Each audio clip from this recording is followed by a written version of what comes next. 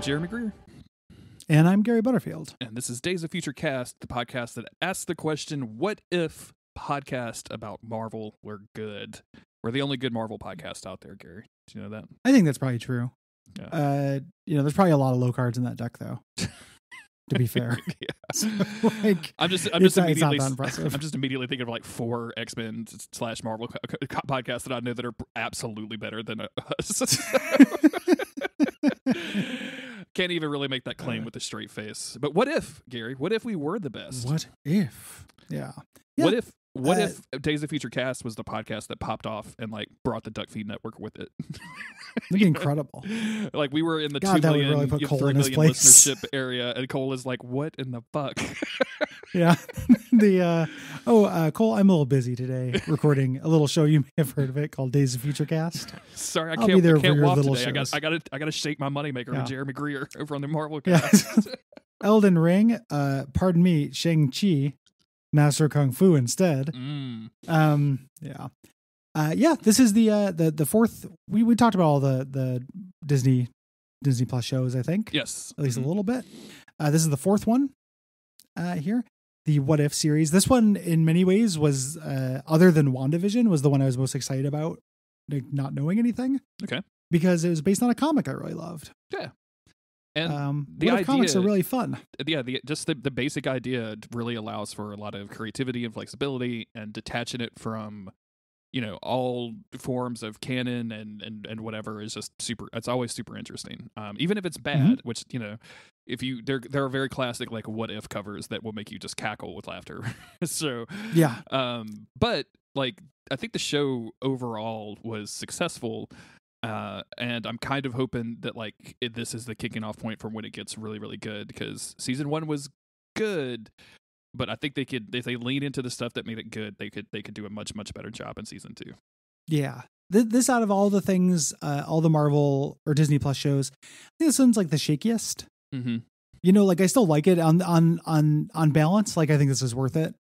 The lows are lower than anything else we've had. Like the worst or dumbest parts of Falcon and Winter Soldier are not as bad as the dumb and worst parts of this. Yeah, absolutely. And it's not a case of the highs being higher either. The highs are all just like pretty good. Yeah. There's some, it's a solid, it's a B that are fun. I think we got to start off talking about the animation style. Yes, a lot of people were put off by it. I think you were the first person I saw that mentioned like it looks like a Telltale game. And I don't think it ever really shook that vibe. Like it kind of always stuck with that throughout the whole 9 episodes or whatever. And sometimes I thought it looked really, really good, specifically in like action scenes.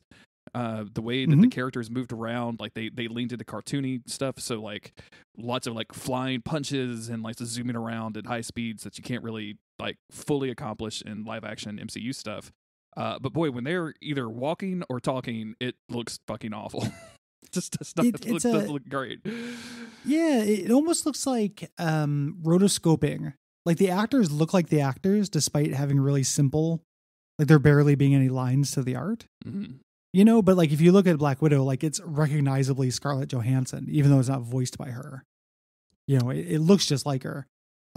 It's weird. It ends up being like a pretty uncanny effect. Yeah. To me.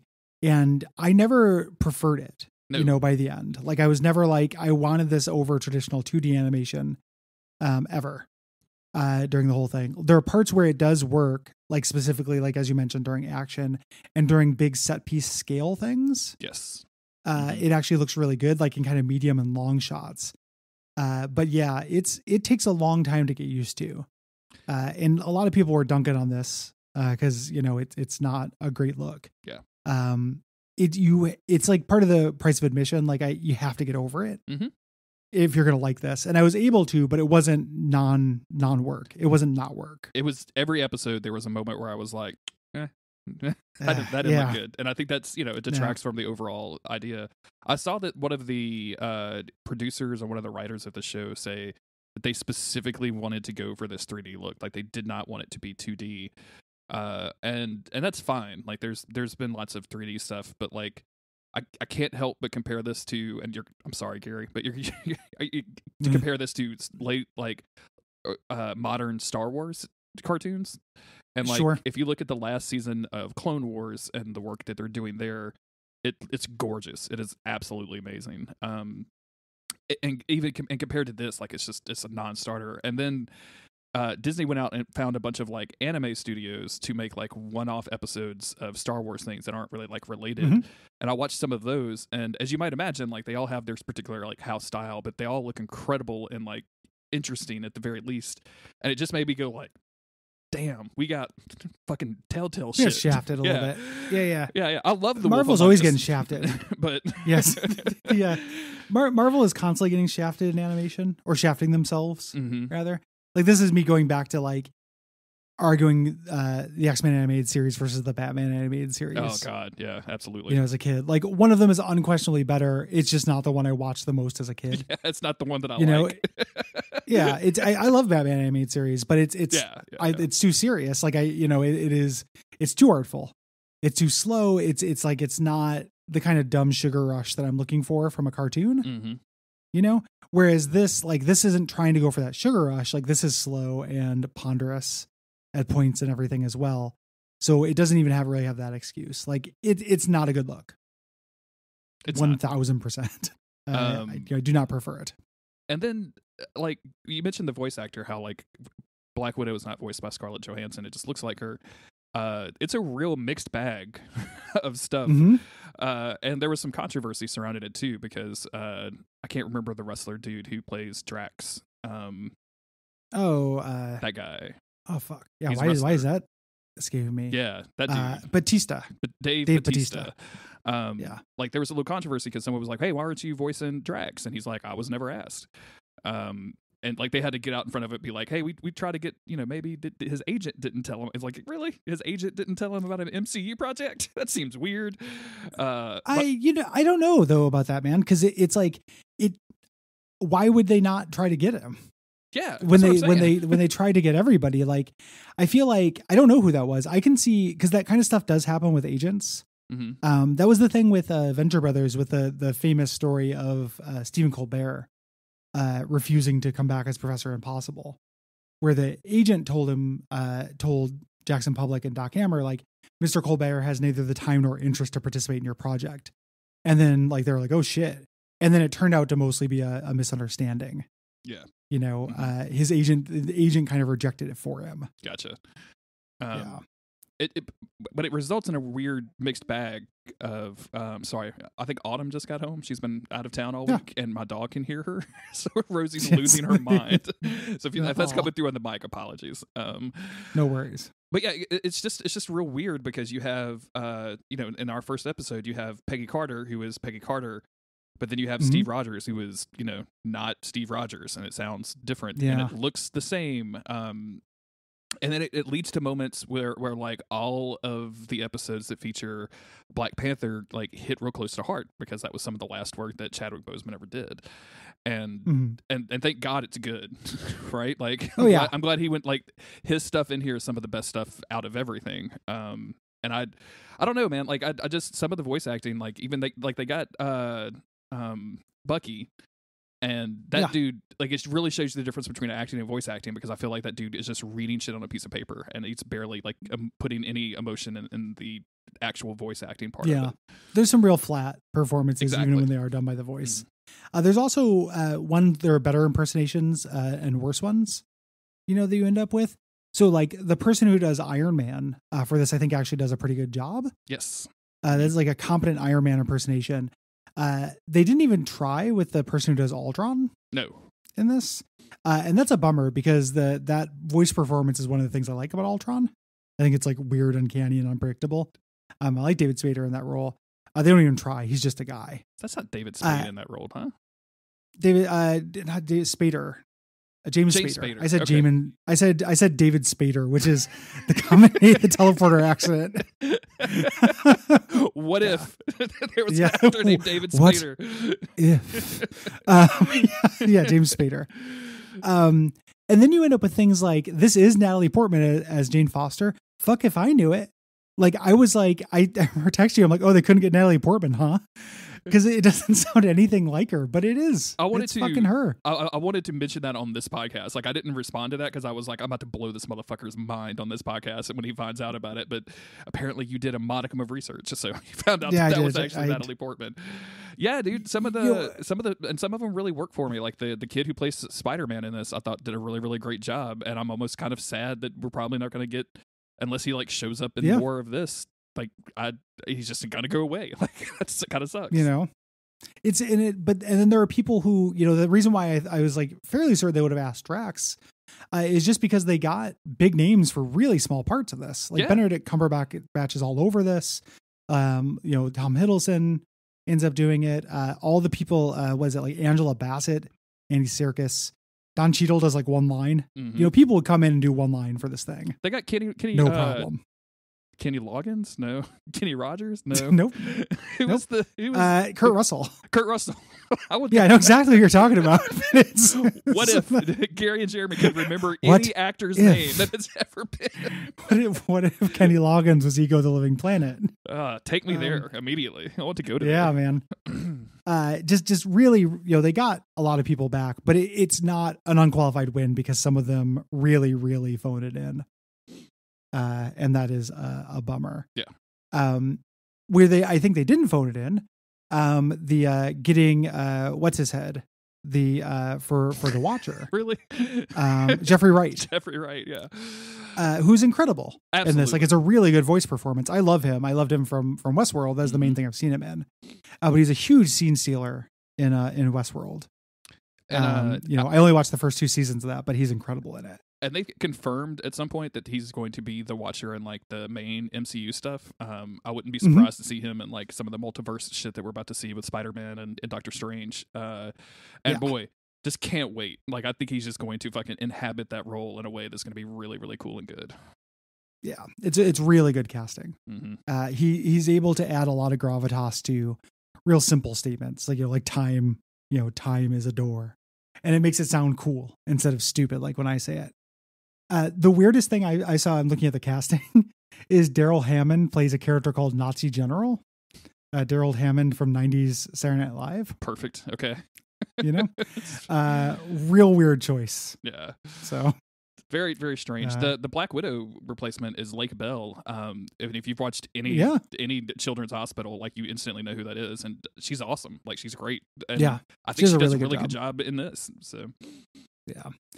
But they got most about like 2/3 of the people back, mm-hmm. They in a general sense, this received a lot of criticism because, it became fairly obvious early on that there was going to be, a gap, like these storylines were going to cross over, with each other. I cannot express how little that bothers me. That they crossed over. From the moment that they said the premise of the show, I was like, well, yeah, that's got to be what they're going for. Like, the moment, like, I wanted the little one-off stories, but like, what has always made the MCU really, really good are, number one, like, they build characters first, they build people, and then they cross over. So by the time you actually get to see Iron Man meet Captain America, it's either an extraordinary event, or it's like when Captain America meets Black Widow and the Hulk, when they all shake hands and like, oh, hey, what's up? And it feels momentous because of all of the history that you've seen those characters go through. So like, from the moment they said like, we're going to have a Watcher, I was like, well, fuck, he's going to go off. He's going to do some crazy shit. Like, that's going to happen. And I can't wait. Like, I want to see all of this. And like, by the time we were getting to the last couple of episodes, I'm like, we're about to have an Avengers Assemble moment. Like, this is going to be fucking great. Yeah. Like, this is super cool. And that's exactly what they do, and it, as a point of criticism for the show, really was surprising to me. Like, one, because there isn't an Avengers really, in the MCU right now. Right. Like, there's some leftovers from after Endgame, but it's in pieces. We don't really have a team. We haven't done this in a really long time. And I don't think this would be a better story if it were just a straight up pure anthology. No, not at all. I don't understand to what end that would be. It's not a perfect story on its own, but not because it comes together. Yeah. It's because of individual, like, some flat writing, some premises that are not fully explored. And the progression of the Watcher's involvement, it's one of the things I like most about the series as a whole is that as it goes on, he gets like closer and closer to the characters that he's watching, but like literally and figuratively. Like the first episode, he's very, very detached from everything that's happening, kind of looking at it from far away. And by the time you get to some of the middle episodes, he's like directly on top of the earth in the sky looking down, right? Like he can, and it's just really, really neat. And I don't know, man, that stuff is cool. It's all it's comic books, dog. Well, like, it's fucking comics. And not to sound like I'm Marvel splaining things to like a critic or something, but to other critics, but like that's the one of like two stories you can do with the Watcher. Yeah, like the whole idea with the Watcher is he doesn't interfere, but if he does that, there's no story. Yeah, so like there's two stories with the Watcher. He either interferes, he tells Reed Richards Galactus is showing up, to save humanity, or he dies. Yeah, and who killed the Watcher was a storyline. That's it. Otherwise, he's just hanging out. Yeah, or surprised. There's a whole group of these dudes all watching different shit, right? Like that's yeah. It's a cool job. If the Watcher didn't do anything, he would literally just be explaining what's happening in the panel to you. He would just be a reader. Yeah, he'd be the narrator. It'd be the audiobook version. He would just be explaining to you what Reed Richards is doing in the comic book. It's like old newspaper comics. Like I love Winsor McKay's Little Nemo comics. To look at, but to read them, they're intolerable because it'll show dialogue. Like Little Nemo will be like, "What is this strange place?" And then the Grump Flumpkin or whatever will be like, "It's the world of dreams." And then there's literally a narration panel at the bottom where it's like, Little Nemo asks the Grump Flumpkin what this place is, and he answers, "It's the world of dreams." And it makes it impossible to read. Like it kills the pace of it. That's what the Watcher would do. Yeah. Like the third thing the Watcher does is tell you this is a big important Marvel thing. Like he shows up and people are like, "Oh shit." Yeah. Something's going to happen. It's about to go down. Yeah, that's literally all he does. So if he doesn't do one of those three things, there's no point in having him there. And yes, you could say, oh, he's supposed to be like Rod Serling in the Twilight Zone. He's just going to explain that things are happening. But I don't want to waste Jeffrey Wright on that. No. I want him to have emotions and change and do stuff because it's a great performance. And like when he actually does stuff, it's cool in this. He looks so silly when he gets in his combat outfit. He's got that gigantic head. It's like, hell yeah. It's very funny. He's very funny.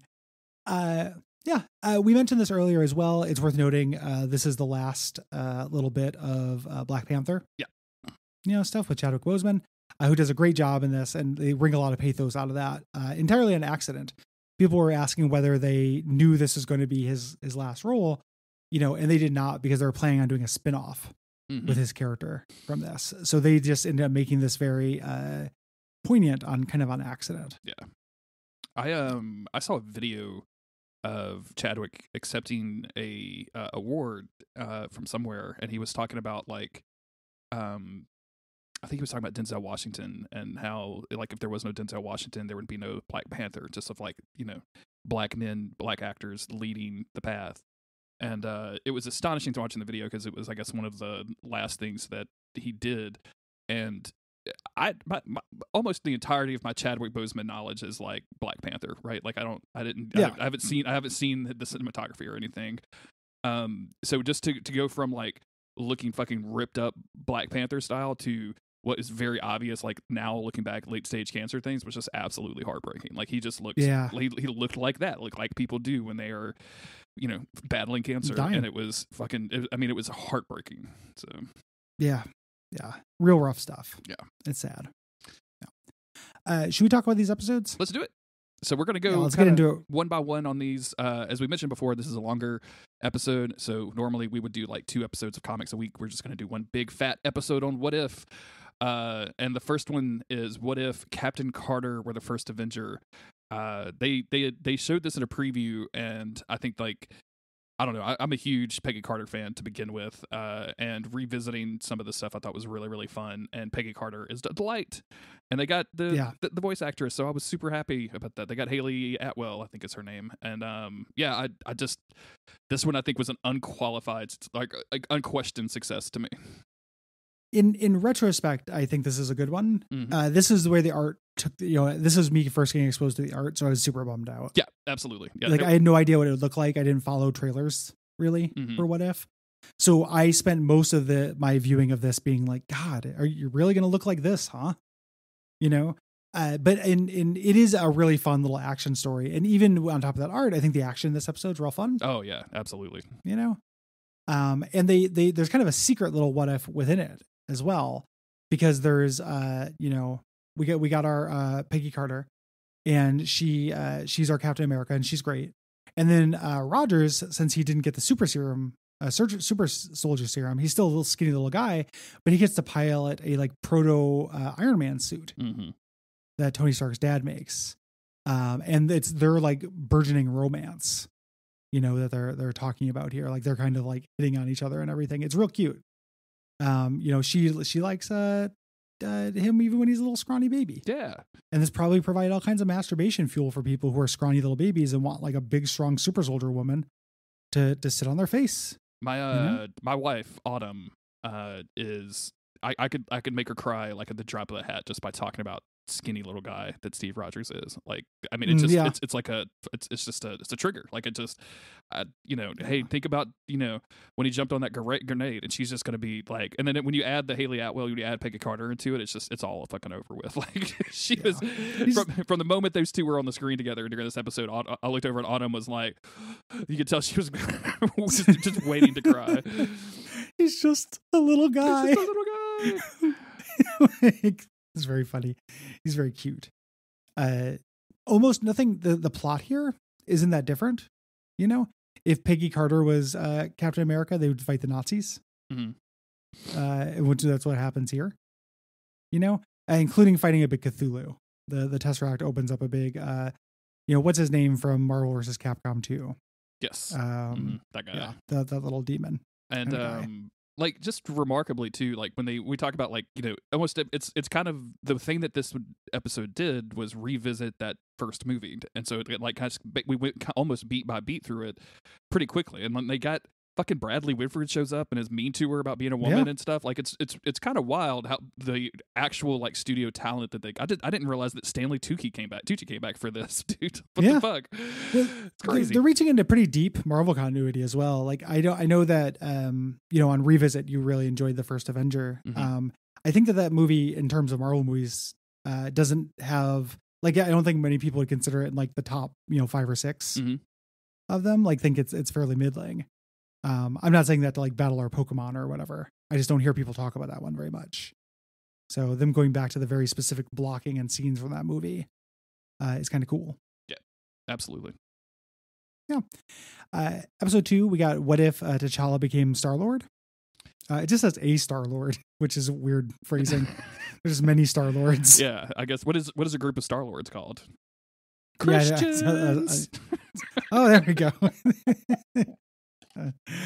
And it's really just you know, Ego sends them there to get his son, and the Ravagers fuck up and grab T'Challa on accident because all Earthlings look the same, which is hilarious and great. And man, it really just shows you what a shitbag Peter Quill is, that this exact same thing happens to him and he's given the same opportunity and just doesn't do anything with it, because T'Challa just becomes like the best guy ever. Like, it is a commercial for T'Challa, for Chadwick Boseman a little bit. It's so hilarious, this episode. Dude. Yeah. Because he becomes like a Robin Hood. He becomes like a good Ravager. Yeah. You know, as opposed to Peter Quill, who starts out as a shitheel and has to kind of become a good guy. The concept one of this is a little weird to me. Like a lot of things change. I don't understand how T'Challa, being the Star-Lord, made it so Thanos, like he got to Thanos before he tortured his daughters and just convinced him to be a good guy. You know, that's a lot. It's a lot, and I don't care because it is hilarious. It is absolutely fucking hilarious. Like when Korath, I think is the dude who is the guy that Peter Quill fights in that like classic opening season Guardians, who instead of fighting T'Challa ends up joining T'Challa. And he's like, well, what about Thanos and all this other stuff? And Thanos just pops up and is and then the running gag from that point on is like how Thanos still thinks he's right about killing half the universe. Yeah, I like that joke a lot. He's like, listen, if you hear me out. And like everybody's tired of listening to it. Like it's just, we know. Genocide. It's very funny. Really fucking hilarious. The idea, it's basically like, what if Star-Lord were charismatic? Yeah, exactly. Because everybody joins T'Challa because it's like, God, he's got that voice, and nobody wants to hang out with the worst Chris. You know, yeah. The ending of this is great to me, because we get like a cool fight that we did not get when in Guardians 1, which is the Collector using all of his like magic artifacts and shit to fight. I think that's Benicio, real cool, dude. Like, yeah, who called up Benicio was like, yo, I need you to record some stuff in your studio at the house. Yeah. He's like, all right, cool, I'll do whatever you need me to. Hey, remember the Collector? No, you know, but like, I get a $750 check once a week. You know, for my Collector residuals. I've got a poster in my fucking shed somewhere that has me on it. I guess. I don't know. Yeah, I'll do whatever you need me to. I love that, like the idea of somebody who is like, you know, kind of strong, kind of fast and everything, but just has this arsenal. You know, when they show it, he's got like a Captain America shield, you know, and Loki daggers and stuff like that. Super cool. Like, I think that's real fun. And the fight is real fun. They also do some rehab on Nebula in this. And I just want to say Nebula with the long hair is a fucking look. And I hope they eventually adopt that in the movies because I think that just looks cool. And Karen Gillian can definitely pull that off. But like just her being, like, you kind of don't trust her a little bit, but then she is actually on our side, and then she's maybe not on our side. Like it goes back and forth really well. Yeah. And Fun little heist story. Yeah, exactly. Yeah, and I'm always down for a heist. So this episode I liked, you know, when I first saw it. The next episode is my favorite, or the first one I really, really liked. Okay. It's not my favorite, but it's the first one I really, really liked, which is episode 3, What If Earth Lost Its Mightiest Heroes. And this is like a weird mystery story of somebody or some force like picking off the Avengers before Nick Fury can kind of fully gather them. Yes. Here. This is really, really good. And like the idea of a serial killer killing of the Avengers is very funny to me. And it made it like it pretty dark too. Like, it's real dark. I think this is the first episode where Iron Man dies, but that's going to become he's going to become the Kenny of the series. And it apparently people were pretty angry about that. So they were like, had to go out like, no, we're not going to do it in season 2. Like it just happened that way. Like we didn't mean to do it in every single episode, but yeah, they straight up murder Iron Man, and man, they make the Hulk explode in a way that I was like, wow, okay, they're not pulling any punches here. When you said, you know, the people were mad about Iron Man dying, and they were like, oh, we didn't really plan it that way. We should mention that this was really heavily impacted by COVID. Yes. A lot of these episodes got cut down, and there's an entire episode that is referenced, but we never get to see it. Yeah. So originally there are going to be 28 episodes in season 1. It was just going to be one season, just not multiple. And then it was 2 10-episode seasons, and now it's 2 9-episode seasons. Yeah. Due to COVID shit. I love this episode, and I love what it turns out to be the mystery, you know, or you know who the solving the mystery ends up being Hank Pym, you know, in the full on yellow jacket, like the evil Hank Pym outfit, who is upset at Fury for putting together a new team of the Avengers after, you know, they use that technology to, you know, his daughter died. Yes. In this, she was a SHIELD agent, so. This is really cool, and the way they solve it at the end is cool. I love Fury or Loki disguising himself as Fury. All that dialogue is really funny once you realize what's happening there, and just like, you know, beating the crap out of Hank Pym. Well, and like not just beating the crap, but like slapping Hank Pym as an ant to the ground. Like it's a really like it's a comedic kind of way to slap somebody, and then realizing that it's actually Loki and not Nick Fury is very hilarious. This is also, I think, our first episode with Loki. And you could tell like Tom Hiddleston has not come down off the high of the Loki series, because he is just having a blast being Loki throughout all of these episodes that he shows up in. He's not phoning it in. No. He's having a great time with this.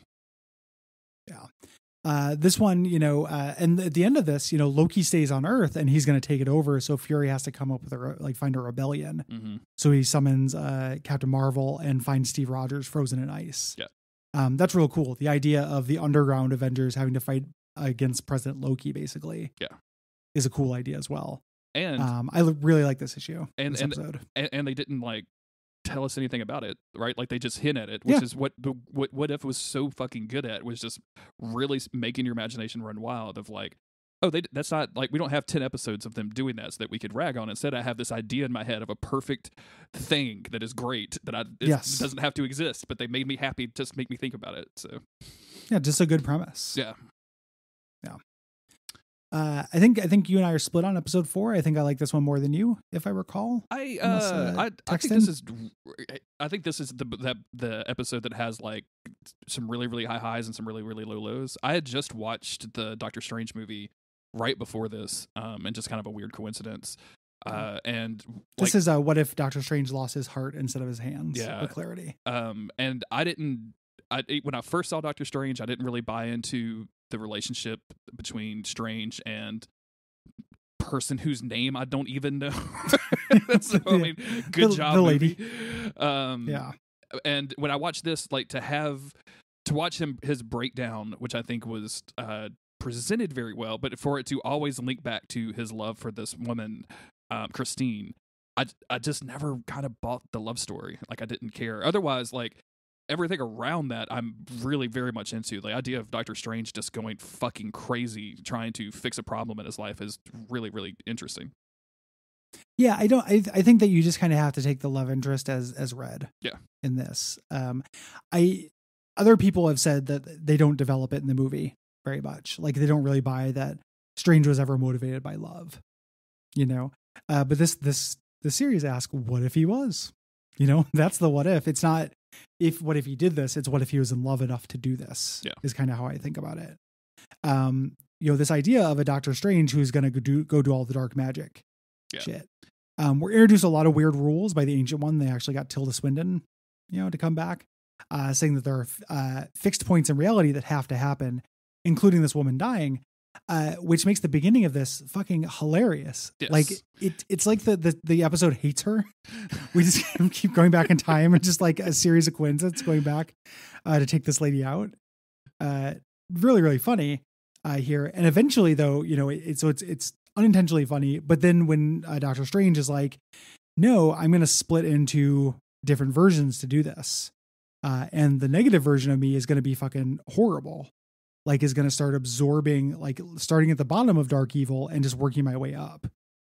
And I love evil Doctor Strange because he's not evil. He's just like 100%, you know, ends justify the means Doctor Strange. Yeah. And also like full of this like horrible energy that he's barely controlling. Right. Like that's because it keeps sneaking out of him at worst times. And I do like the beginning is hilarious. Like just like a time loop kind of thing of somebody living their worst day over and over again. Like it just becomes comedy after a little while, and seeing this poor woman die over and over again in dramatically different ways was kind of funny. And I think that maybe like they showed me that so much that it just made me laugh. And so by the time I was supposed to like really care about the man's emotional feelings about it, like I just didn't. And then when you get into him like absorbing all of the cosmic Marvel beings, all that shit was great. Like him summoning like a fucking weird fire thing, and I'm sure it's all like pulled from Marvel cosmic lore or stuff. Like I'm sure that all these people have names. I didn't look them up or anything, but all that was really, really great. And to take back something I said earlier about the animation, like this is when the animation really shines, when they start doing these crazy colors and these crazy things and this weird stuff on screen at the time. It's the same thing with the first episode when Captain Carter fights the squid monster or the tentacle monster from space. It's exactly the same thing. Like it just looks really, really cool and it's fun. Yeah. I really like it. You know, the idea of, and in the two halves of him fighting himself is a little on the nose. Yeah. You know, but it's a cool idea. And I love, you know, the bad guy wins, and brings her back and she's like brought back wrong. Mm-hmm. Like she's like falling apart. That's a trope that always going to work, you know, for me. And I love, him, you know, Benedict, you know, people complain about Benedict Cumberbatch all the time. I like his performance of realizing like that he's really fucked up, and when he's like begging the watcher, like, oh my God, you know, I fucked up. Yeah. You know, please help me undo this. And he's like, I can't do it. You know, the universe collapses, she dissolves, and it's just him alone in like a zone for eternity. Trapped because all of this stuff really, like split up it basically destroyed the entire universe. So like he's using the last of his capabilities to hold this like thing in place. I remember why I was so negative on it when we knew I talked about it when it aired, and it was actually because I just watched Doctor Strange the movie, and I think as much as I like the animation in this, like all the special effects in Doctor Strange were fucking great. Like they're really, really mind-bending and fun. And it just doing that direct comparison, I was like, actually, I kind of like this other stuff that they got going over here in the live action stuff. So that's probably why I was a little bit more negative about it than originally. It's the main selling point of the Doctor Strange movie. Yeah. Like to me, like I don't remember liking that movie that much, other than the cool buildings like folding in on themselves. Yeah. Mm-hmm. You know, and that his plot is to bore Dormammu to death. Yes. Like I can literally do this all day. You know, and Dormammu was like, fine, I'll stop. Dormammu being I think that's funny. The first time that Dormammu goes, what? Yeah. Like if you that's real cool. If you can make a monster like a cosmic entity like supervillain or whatever go like, wait, what? It's a pretty fun ending. Yeah. Episode 5 is the first comedy episode we've had. There's a couple comedy episodes. This is like horror comedy, but it's silly. Is the what if zombies episode here. This was teased pretty early on, so I had been looking forward to what their take on this was going to be. I found it absolutely fucking hilarious. The talking head of Paul Rudd as Scott Lang for some reason looked really off to me, but just the absolute joke, and like of course it's Paul Rudd, so it's super funny. Like just throughout fucking killed it. Like all of this stuff was great. Yeah, it's very fun to me. Super fun action stuff. I love the Avengers arriving to fight all the zombies and little Hank Pym as a zombie bullet getting shot into Captain America's neck and that being the end of the Avengers. Yep. You know, that's real funny. And just a lot of weird, people die really left and right in this, and the characters don't act. They do one-liners. They don't act hurt by it, which is kind of a bummer. But very similar to the last episode, which takes the turn, this one does as well. Like when they get to the sanctum where Vision's at. And this is a real cool, like this is a super trope in zombie media, but it's flipped on its head with superheroes, which is the whole point of the Marvel zombie shit is like, you got Vision, he's keeping somebody alive by feeding them somebody like human larder. That's always real scary. But the person he's keeping alive is the Scarlet Witch. So if you stop doing it, she fucking loses her mind and is, this cosmic level threat. Yeah. I think that's real cool. This is also the first time that Spider-Man shows up. And I don't know why. I'm usually not normally like affected by this, but I just thought he did a super great job. This is not Kenny Rogers doing Spider-Man. Yeah. This is not the normal guy, Tom Brady. This is some other dude who's not even in the credits for some reason. Why is he not in the credits? Oh, he's up there. I saw him earlier, but I can't remember his name. No, doesn't matter. Yeah. But I just thought he did like a really good job of like had some really Hudson like themes. Earnest like monologues that could have been really lame otherwise, but ended up being very, very funny and very good. Yeah. I like this version of them, and this is a fun story. I think it moves real quick. Yeah. Giant Evangeline Lily was very hilarious to me, walking over a bunch of zombies. Yeah. That was a cool scene. Like them just biting her and stuff, and her just sacrificing herself. Like she's big enough that the virus will take a long time to get to her. She can help everybody get to where they need to go. And then when Wanda does eventually get loose, like because of everything we've seen with WandaVision, like it was genuinely scary. I was like, oh shit, this is not good. Yeah. Yeah. Fighting the Hulk, which is not a matchup we've seen. Yeah. And it's a weird matchup. Like the movies do a lot of mirror matches. The Hulk fights the Abomination. The Hulk fights a Hulkbuster. The idea of the Hulk fighting like a magic character is super cool. Episode 6, what if Killmonger rescued Tony Stark? This felt like a non sequitur to me until I remembered like, oh no, Killmonger was in Afghanistan at the time. I had forgotten. So I was like, oh, what if a doctor is a lawyer? Like what if up is down? Like it just felt like nonsense to me. But this one is cool too. I like how subtle this is. And this gives us more Killmonger, which everyone wanted after Black Panther. And more like, a little bit more depth to his character too. Even though like by the end he is full supervillain mode, like the him playing good to get on Tony Stark's good side for a lot of this, I think is really interesting. Even as like Pepper Potts and Happy start to suspect something is going on. This is good but I didn't like out of the whole thing. Like you mentioned, it was a non sequitur, and like it's kind of forgettable for me. Like I just didn't I don't know. This one just didn't click with me as much as the other ones have. Yeah, it to me, it's in the middle. It's fine. I liked having more Killmonger, and I like, the idea here is basically like, if Tony Stark didn't have his cave experience, he'd still be a shitty warmongering, alcoholic, and he would be vulnerable to somebody from the inside manipulating him. Mm-hmm. This has that fight with him, in the end, and it has that like really great line where Killmonger says like, the difference between you and me is you don't see the difference between you and me. Mm-hmm. It's weirdly racially charged. Like, Tony Stark is basically trying to say, hey, we're both, tech genius, with absentee fathers. Like, we're the same. And him having to be like, we're entirely not the same. Totally different. Yeah. Absolutely. I thought that was real cool. It was good. I mean, it wasn't the worst episode, which I think we're about to talk about right now. What's interesting is like, we think that, but other people like this one. I can't, I am constantly amazed by that fact. I don't know how you would get. There's a couple of good jokes. So we're going to go to episode 7. What if Thor were an only child? So this presumes this asks the question of like, Odin didn't pick up Loki. Instead, Loki is just a king on his own planet on the blue frost giant. Frost giant planet. I'll just say the blue guy planet. He's a Smurf. Yes. Oblada yablada. He's blue. And what happens is that Thor, instead of being raised next to Loki, who kind of inspires him to be a better person, instead he just kind of becomes a frat bro. Like not even a bad guy, just a frat bro, just a party guy, just a dude bro, like a dude from Vegas. He's on a plane to Vegas for his entire life. One of the ways this really suffered to me is that it's a worse version of the party as threat than the MODOK episode.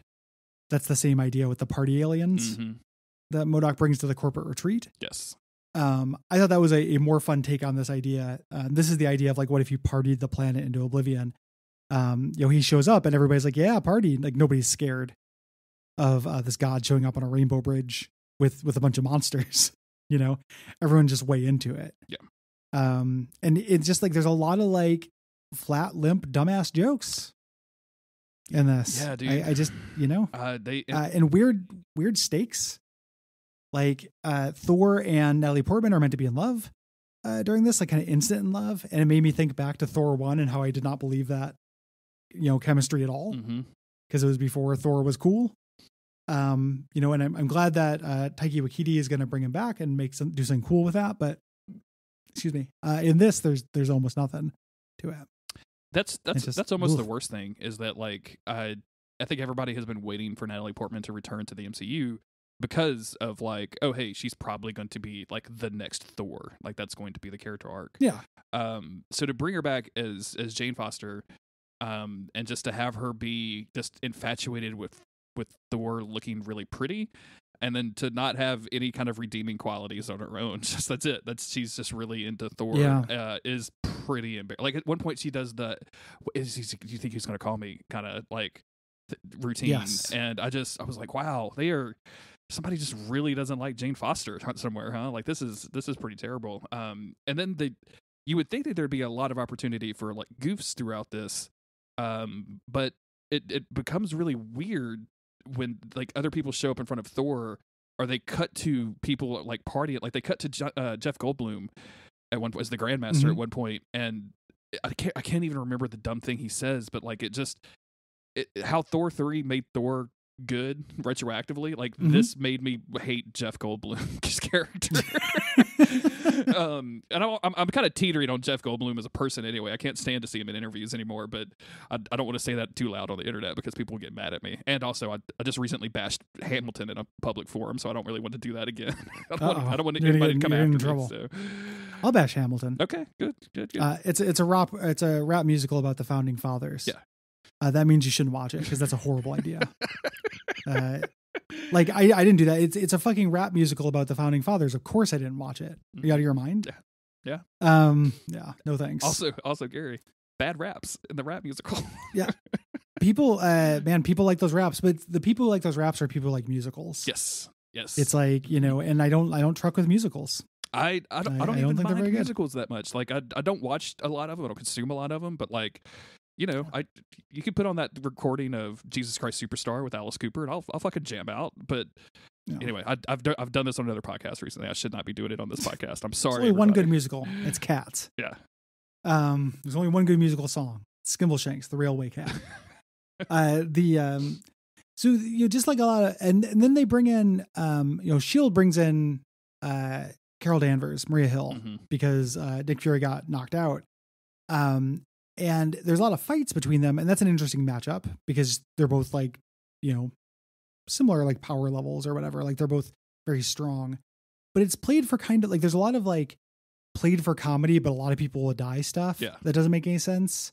Like specifically, Maria Hill being like, let's nuke Thor. Yeah. I brought in Carol Danvers, but we're not even going to give her the countdown to see if she can fix things. Let's just nuke him. I found that and there's lots really of strange. And and I was just so stoked to see my girl Maria Hill back having anything to do in the MCU again. And then for that to happen, and I'm like, oh, okay, so nobody cares about anything in this. All right, good to know. Yeah. It ruins the stakes. Like nothing matters, and it just it's played for jokes, and I don't like the jokes.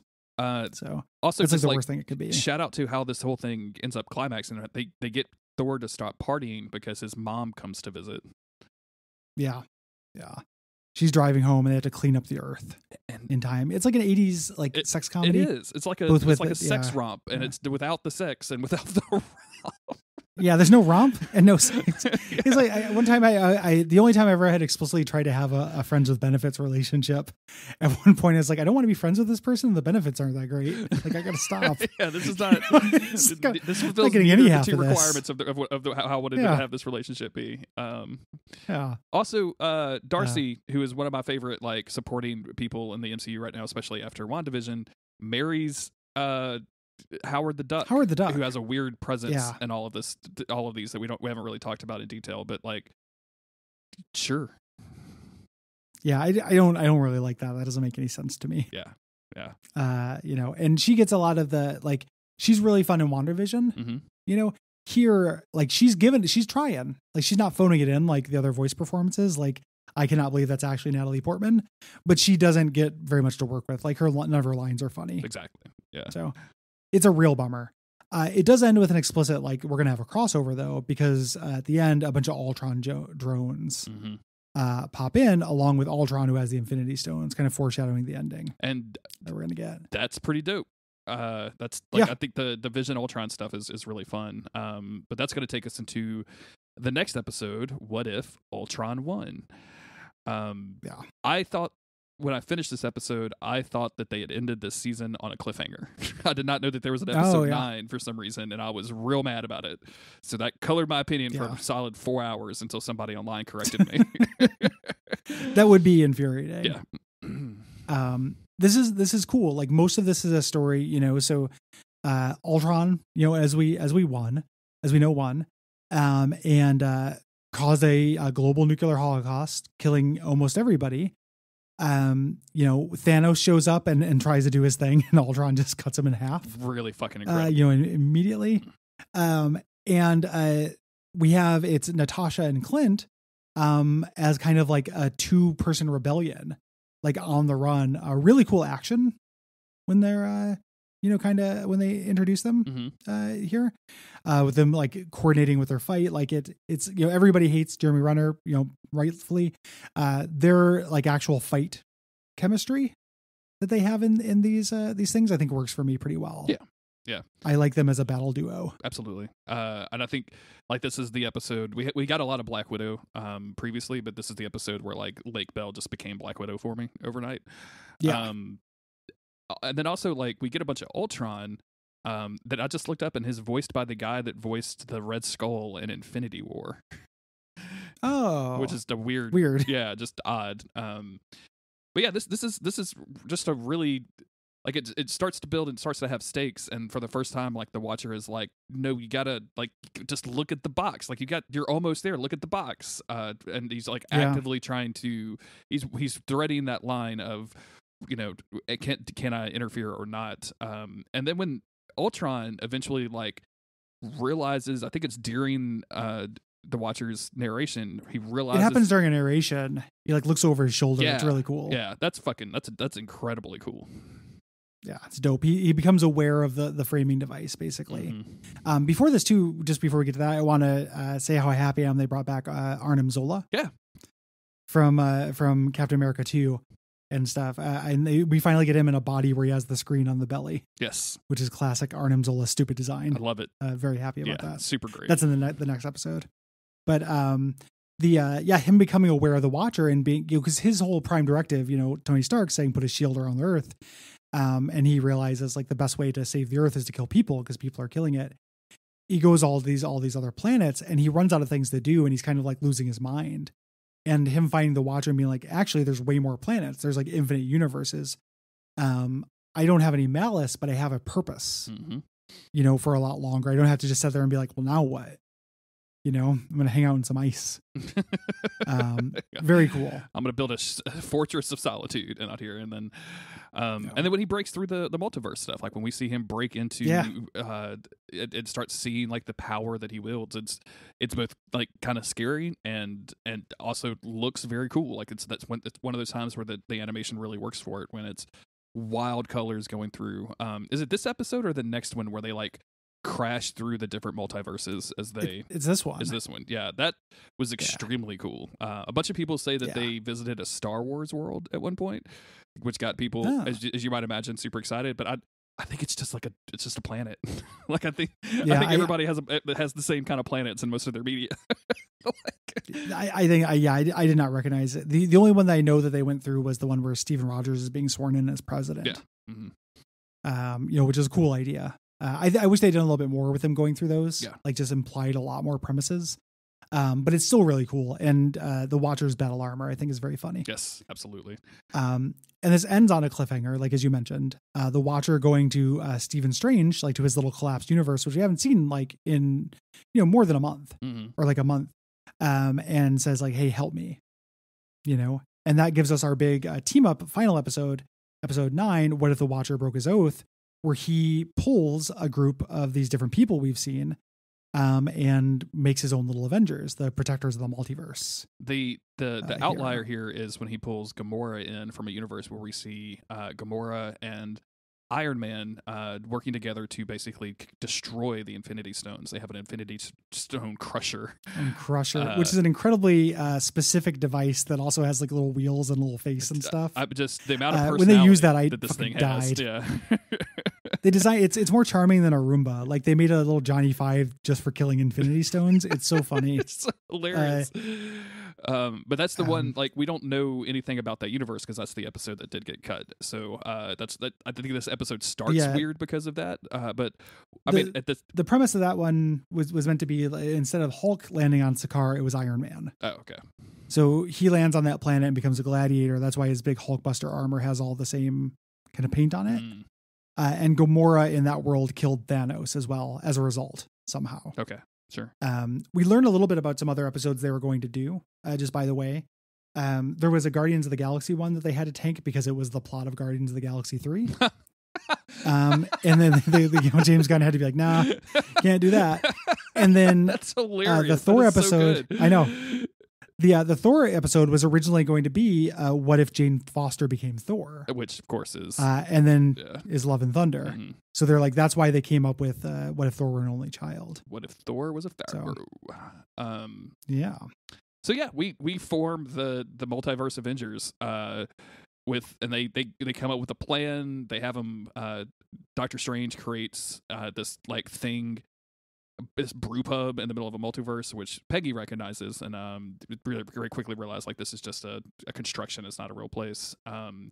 It's mostly funny. It's like the whole time, and I like the way that this ends a lot. But the whole time you're just asking yourself, why the fuck would you bring Killmonger here? Like, he is obviously the person that does not fit in this group one way or the other. And the way that works out at the end is very, very cool. But the entire time I'm thinking about it in my head of like, why is this dude here? Like, what is he going to do? Why'd you bring the bad guy? Yeah. He doesn't do anything during the fight or anything. No. He just stays until the end to steal. So we got Doctor Strange, evil Doctor Strange, Captain Carter, Star-Lord T'Challa, Party Thor, Black Panther, Killmonger, Gamora, and that is our group. And also T'Challa as Star-Lord. And I don't know if you I might have missed it, which is interesting because I might have. I might have missed it. Him and Killmonger have what they call each other cousin a couple of times, right? Like, and like at one point, Killmonger's like, "I'm not your cousin," like you're from a different universe. Yeah. So this is mostly them planning this fight, that they have this big action scene, and I really like the way it's framed. The Mind Stone on the ground, and we get to see the fight happen in the background, like this little bit of the thing they're wrestling over. Yeah. And ends with a cool thing. In the last episode, Natasha Romanoff found Red Guardian's shield in old KGB files, and ends up with her teaming up with Captain Carter to do some cool shield shit in order to put the arrow inside, the arrow with Armin Zola into Ultron and fuck him up. I do want to call out one of my favorite moments is very, very early on when the Watcher is recruiting Captain Carter, and it's the beginning of the Winter Soldier. Like where they drop on the ship and like all of that stuff. Like it's just like I don't know why I'm like, oh, they're doing the Winter Soldier. That's great. That's so cool. And then he just drops Captain Carter back into the action afterwards. It's very funny to me. This fight scene, the big climactic fight scene between everybody here is really inventive, and it goes on what seems like forever and like the best way. It's the whole episode, basically. It's just really great. Like I had fun throughout all of the random shit that they threw at Ultron, like the moment that they dropped the pile of zombies on him and fucking zombie Wanda Maximoff comes out, I was like, holy fuck, what's about to happen? Like they go That's real cool. all out and fighting this dude. And like the thing that we like about the X-Men is when they combine their powers to do different strategies and to come up with different ways to fight. And like there was a lot of that on display here. Like some people had actually sat down and like thought about how all this works, how they would fight together. It's real fun. And you get to see Dark Doctor Strange do a bunch of cool shit. Like the fight at its worst is just all the heroes like shuddering under shields. Yeah. There's a little bit. I like the effect that they're all these runes and they peel off as energy hits them. I think that looks really cool. But there's a little bit of that. But when it's not that, it's super super good. Yeah. And so we mentioned they take out Ultron with Arnim Zola, and Killmonger picks up. He's like, hey, the Watcher owes us. Like he didn't help us. Like he watched all of our worlds get fucked. That's not true for you, man. Like you're the one who fucked your world. Yeah. He had nothing to do with it. Nobody around. Yeah. The Watcher didn't do that. And this idea that he's going to do that, and kind of take over. And then, the Ultron, who is now in the body, he takes the stones back, but this is Arnim Zola, not a good guy, in the Ultron robot, like the Nazi scientist. Yeah. And they start fighting, and Dr. Stephen Strange is able to put them into his little pocket universe.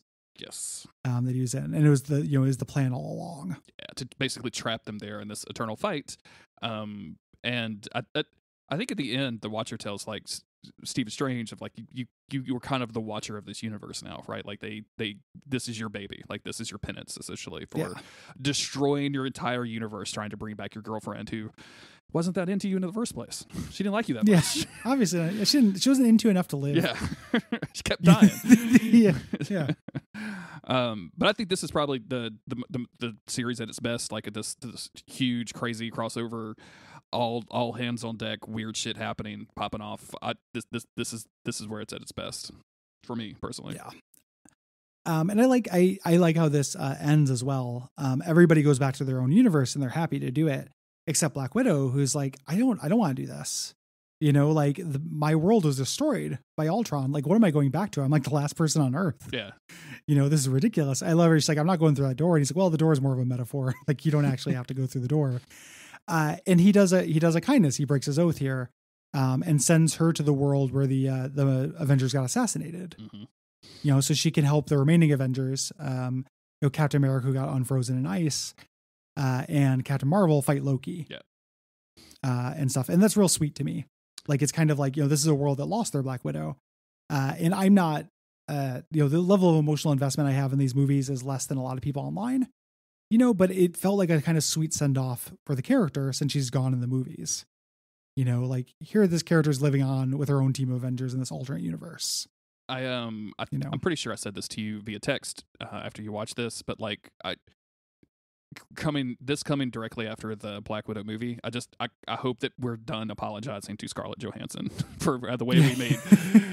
I just feel like Marvel is tripping all over themselves and like, oh, we didn't realize people actually like this person. We just thought she was hot. Like we didn't know people actually liked Black Widow, and it's ever since Endgame, where she's killed off, is I think they've just been like, oh, sorry. Like I don't think they expected to have the backlash of that they did.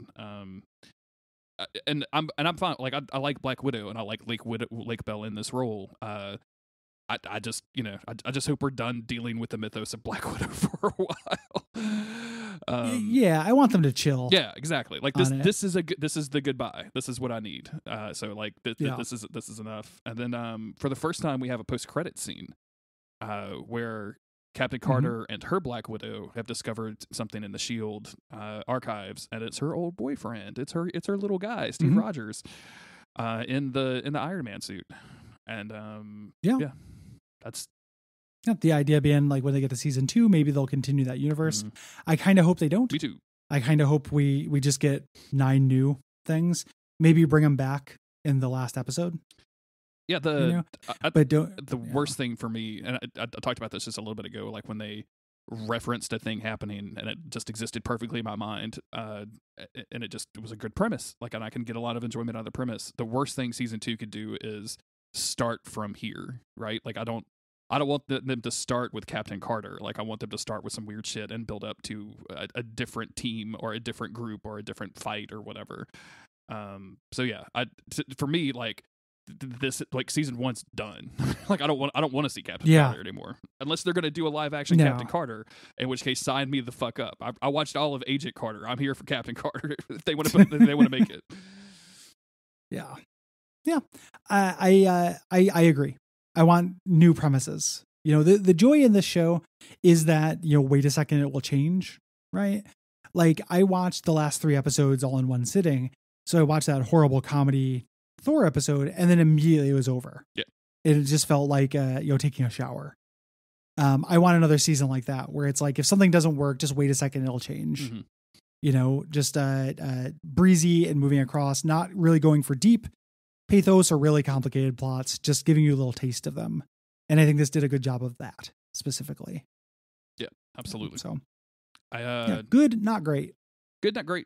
I really expect high things out of, or good things out of season 2, especially since they've already kind of been working on that for a while. So I kind of feel like, they've got some stuff planned out, which honestly, that might mean that they are continuing like this story more than I would necessarily want them to. But I'm, hey, I'm here for this. Like it's wild to me that all of this Disney Plus stuff has been hitting as good as it is. And especially with the COVID and the way that they're putting out content, like we're only a couple of weeks from fucking Hawkeye, the series. Yeah, I mean, Hawkeye and Shang-Chi is going to show up. Yes, on there, which is good because I want to watch that, but I do not want to, didn't want to go to the theater and die.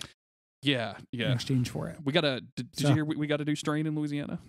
What? Oh no! Yeah, you guys got the crawdad strain or something like that? I don't know what they're calling it yet, but someone in Shreveport found a whole new one. So can't wait to go get booster shots or something because these fucking idiots won't go just get a vaccine. Jesus Christ, that sucks. I found out recently I'm eligible for a booster. Yeah. At the 6 point, so I can get one through my insurance, which is good.